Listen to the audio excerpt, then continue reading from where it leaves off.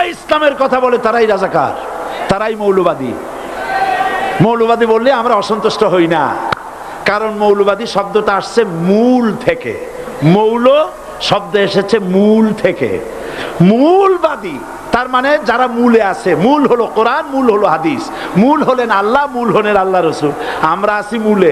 এখন বলেন তো মূলের শক্তি বেশি না আগার শক্তি বেশি? আমাদের যারা মৌলবাদী বলে ওরা হলো আগাবাদী। মূলে আছে কত কোটি? 12 কোটি। মূলে আছে কত কোটি? আর আমাদের যারা মৌলবাদী বলে ওই থাকো গাছের আগায়, আমরা মূলে। লাফালাফি বেশি করবা না, 12 কোটিতে গাছের গোড়া আসতে নাড়া দেবে, মামু বাড়ি দিল্লি গিয়ে পড়বা, বাংলার জমিনে জায়গা হবে না। আজ আমাকে কথা বলতেই হবে ইনশাআল্লাহ, কারণ আগামীতে আবার আপনাদের সাথে দেখা হবে কিনা আমি জানি না। কথা বলতেই হবে। বসেন, কেউ দাঁড়িয়ে থাকবেন না। আমি দেখতে পাচ্ছি বাংলাদেশের ভাগ্য আকাশে উত্তর গগনে কালো মেঘ জমা হয়েছে। ঝড়ের পূর্বাভাস লক্ষ্য করছি। যদি মোকাবেলা করতে না পারেন সক্ষম ভাবে, এমন অন্ধকার গাঢ় কালো অমাবস্যার রাত আসতে পারে যার সুবে সাদেক হওয়া অসম্ভব।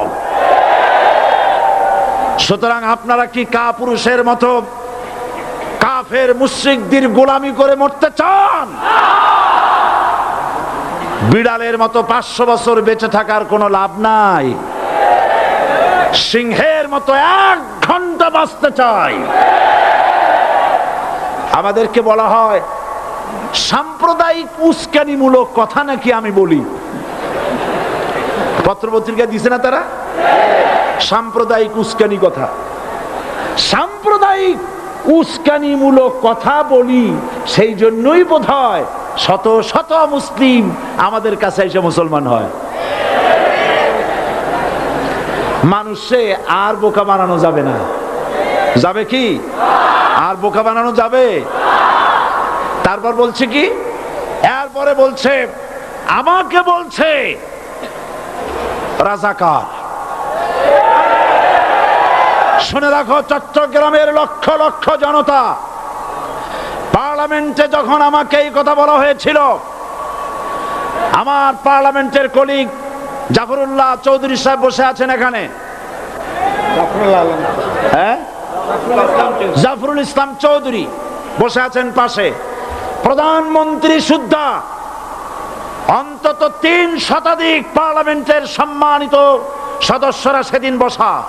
1997 সনের বাজেট বক্তৃতা যখন আমি করতেছিলাম, ডক্টর কুদরতে খোদা, নাম রাখছে কুদরতে খোদা, আসলে গজবে খোদা। এ লোকটি নাস্তিক, ইসলামের চূড়ান্ত দুশমন। তার প্রণীত শিক্ষা ব্যবস্থার যখন সমালোচনা করছিলাম, ট্রেজারি বেঞ্চ থেকে আমাকে বলা হলো রাজাকার। আমি আমার সমস্ত শক্তি একত্রিত করে বলেছিলাম শুধুমাত্র হিন্দুস্তানের রাজাকারেরাই আমাকে রাজাকার বলতে পারে। আমি বলেছিলাম 1973 সন পর্যন্ত আমি বাংলাদেশের কোন রাজনৈতিক দলের নেতা এবং কর্মী ছিলাম না। আমি রাজাকার নই।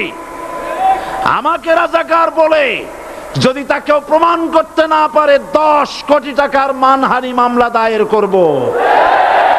আমার এই বক্তব্য সারা দুনিয়া শুনেছে। পার্লামেন্টে আমার এই বক্তব্য রেকর্ড হয়ে আছে। সেদিন 3 শতাধিক পার্লামেন্ট মেম্বারের কেউ আমার চ্যালেঞ্জ গ্রহণ করেন নাই। যে কোনো ব্যক্তি পার্লামেন্টে গিয়ে আমার বক্তৃতা দেখে আসতে পারেন। এরপরে 1997 সনের 7ই অক্টোবর দৈনিক জনকণ্ঠ পত্রিকা যখন আমার বিরুদ্ধে লিখলো, সেই পত্রিকায় সাইদির ওপেন চ্যালেঞ্জ 8ম পাতা, 1997 7ই অক্টোবর, এত বড় 2 কলামে হেডিং। সেখানে আমি বলেছি বাংলাদেশের সকল সাংবাদিক, গোয়েন্দা বিভাগ, বাংলাদেশের সকল বুদ্ধিজীবীকে আমি আমার পিরোজপুরে আমন্ত্রণ করছি। আমার উপস্থিতিতে যদি কেউ প্রমাণ করতে পারে বাংলাদেশের স্বাধীনতা যুদ্ধের বিরুদ্ধে আমার কোনো ভূমিকা ছিল, সজ্ঞানে স্বেচ্ছায় জাতীয় সংসদের সদস্য পদ থেকে পদত্যাগ করব। 3 বছর পার হয়ে গেছে, আজ পর্যন্ত কেউ এই চ্যালেঞ্জের মোকাবেলা করে নাই। সুতরাং আমাকে যারা রাজাকার বলবে তারা পিতৃ পরিচয়হীন অবৈধ সন্তান। 1971 সনের, শোনো মুসলমানেরা, 1971 সনের কোন কাদা সাইদির গায়ে লাগে নাই। আমাকে রাজাকার বলে জনগণ থেকে বিচ্ছিন্ন করবা, জনগণ থেকে আমারে বিচ্ছিন্ন করা যাবে না। কারণ এই জনগণ আমার জন্য আসে না, এই জনগণ আসে আল্লাহর কোরআনের জন্য।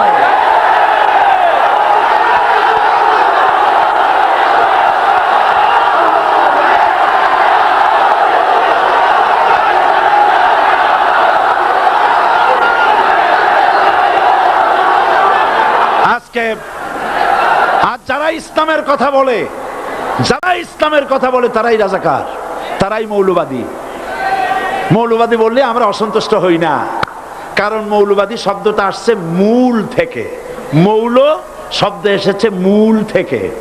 মূলবাদী তার মানে যারা মূলে আছে। মূল হলো কোরআন, মূল হলো হাদিস, মূল হলেন আল্লাহ, মূল হলেন আল্লাহ রসুল।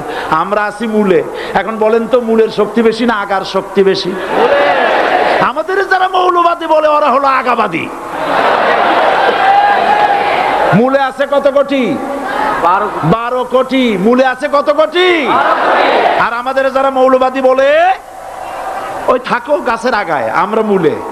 লাফালাফি বেশি করবা না, 12 কোটিতে গাছের গোড়া আসতে নানা দেবে, মামু বাড়ি দিল্লি গিয়ে পড়বা, বাংলার জমিনে জায়গা হবে না।